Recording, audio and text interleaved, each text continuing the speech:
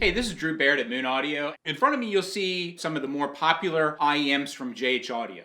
We get questions all the time about what the sound signatures are, what are the differences, customs versus universals. So I thought I'd give a nice brief overview of the more popular models, starting with the JH3X, the JH13v2 Pro, the JH16v2 Pro, the Lola, the Roxanne, and the Layla. I'm also going to talk a little bit about the Angie, which I don't have here. I've got the Lolas around my neck here. These are one of my favorites from JH Audio, and I'll talk about that in a few minutes. But let's start at the least expensive model, the JH3X. So this is a 3-driver balanced armature design, 3-way crossover, one for the high, one for the mid, one for the low.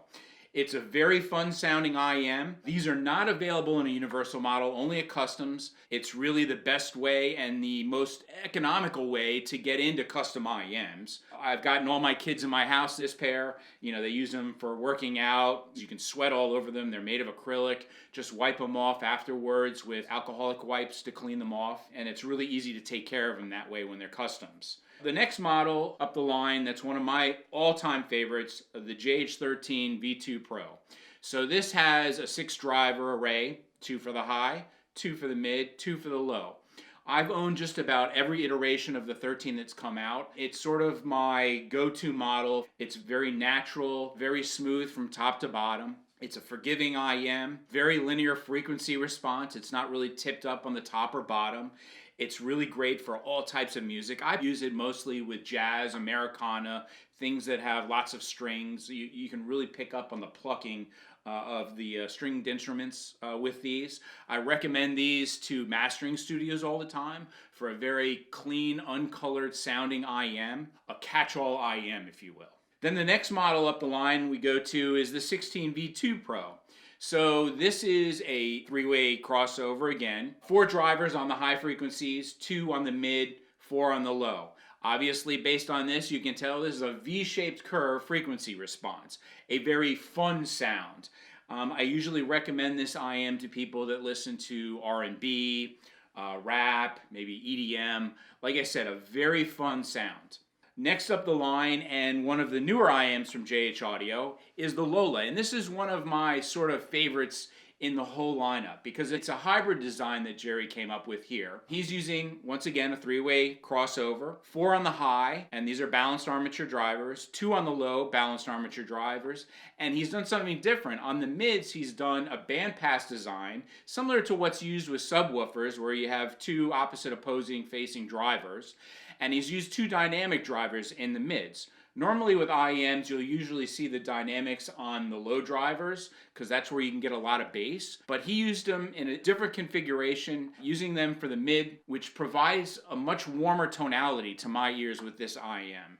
It's a very musical, very smooth. I wouldn't say lush and liquid like a tube amp, but out of the JH lineup, it's probably the warmest of the IEMs. And really my favorite, because like I said, I listen to a lot of jazz and Americana. That matched up with the detail of, say, a Chord Mojo or a Chord Hugo 2, the combination is just delicious. Then the next one up the line is the Roxanne. This has probably been one of the best sellers of all the IEMs from JH Audio, at least with Moon Audio. This again, 3-way crossover, 4 high, 4 mid, 4 low. This is a little bit of a V-shape like the 16, but it's got a more aggressive sound to it. It was tuned and designed for rock and roll in mind. If you listen to metal, rock, heavy blues, this is the IEM for you. It's got a very aggressive, fun, rock and roll sound. Great kick drums, great details on the top for the guitars. Fantastic IEM. Now let's talk about the top of the line, the Layla. So the Layla is using, again, 3-point crossover, 4 on the high, 4 on the mid, 4 on the low. This is what we call a reference audiophile sounding IEM. Very detailed, very clean, very resolute. Much more than the JH13. It's still uncolored, but I will say that it's on the analytical side. I recommend the 13s and the Laylas to mastering studios, depending on sort of the mix that they're working on. You know, if they're doing a lot of different genres, The linearity of the 13 makes more sense, but if they're really getting into the nooks and crannies, the nuances of the recording, where they have to have the cleanest and the most analytical sound, the Laylas are fantastic. And this is the one that audiophiles gravitate to. If you can't afford the price tag of the Layla, there's the Angie. And the Angie uses the same drivers as the Layla. We're using 4 on the high, but in the mids and lows, we're only using 2 drivers. So this gets the cost down and makes it more affordable. So it's sort of the poor man's Layla, if you will. Fantastic IEM, still not cheap, but in comparison to the Layla, if you really want that audiophile sound, but you can't afford the Layla, the Angie would be the way to go. Now, a lot of these IEMs are available in both universal and custom. The difference between universal and custom really is fit. If you do a custom, you're going to go to an audiologist. They're going to shoot an ear impression where it perfectly molds to your ear. The bad news about that is you can't share that IEM with anyone. It only fits in your ear. But the bottom line is, it is the most comfortable. I can wear them for great lengths of times. I forget about it, don't even know it's in my ears. The problem with universals, especially with me, I can't handle the pressure of the tips of my ears. And the key to getting the right seal, fit, and finish with universal IEMs is you gotta find the tip that's right for you. So if the manufacturer provides a bunch of tips and those don't work for you, don't throw the IEM in the trash or return it or whatnot. I would suggest going online. There are a million different companies that sell tips. A couple are SpinFit, Complyfoam.com. Go check out these websites, buy a bunch of tips. They're very inexpensive, and find the right ones that fit for you. There's foam, there's polyethylene, all kinds of different materials, and the key to a universal IEM is finding the right tip that fits your ears. The bad news about some of the tips, especially like the foam ones, is they get very dirty very easily with buildup from wax, and you got to constantly throw them out. You can't easily clean them. Some of the other ones that are polyethylene, like from SpinFit, you can clean off with an alcoholic wipe, but over time they start to lose their shape and form, and so you have to buy some new ones. But that's why I like customs. No muss, no fuss, fits your ear perfectly. But if you're the type of person that wants to have 20 different IEMs, you want to buy some, sell some, trade, etc., then universals are definitely for you. Now with the JH Audio IEMs, we've developed a couple of different connection options for the different models. The original JEMs way back in the past were all 2-pin. They still have a few 2-pin models left in-house, so like the 3X has the 2-pin, the 10. You can get the option to add the 4-pin connection, which is now standard on the 13 and above. And we recommend different cables depending on the different genres of music you listen to, the different sources you're using, to sort of improve and balance out the sound signature of the IEMs for you. A couple of the popular ones that we go with some of these models, the Layla, usually that person that wants all that analytics, they usually go with our Silver Dragon version 2 IEM.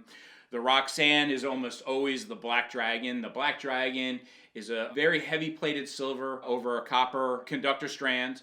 This gives a little bit of the best of both worlds, some of the analytics from the Silver Dragon, some of the bass and fullness from our copper cables. So it's a good balanced cable, and really most people with the Roxanne and the 16v2 go with the Black Dragon. The Layla, definitely recommend the Silver Dragon. The warm balance of the Layla teamed up with the Silver Dragon and a really good detailed headphone amp DAC will just provide incredible musicality and detail at the same time. Talked about the JH16, same thing as the Roxanne. Most people go with the Black Dragon.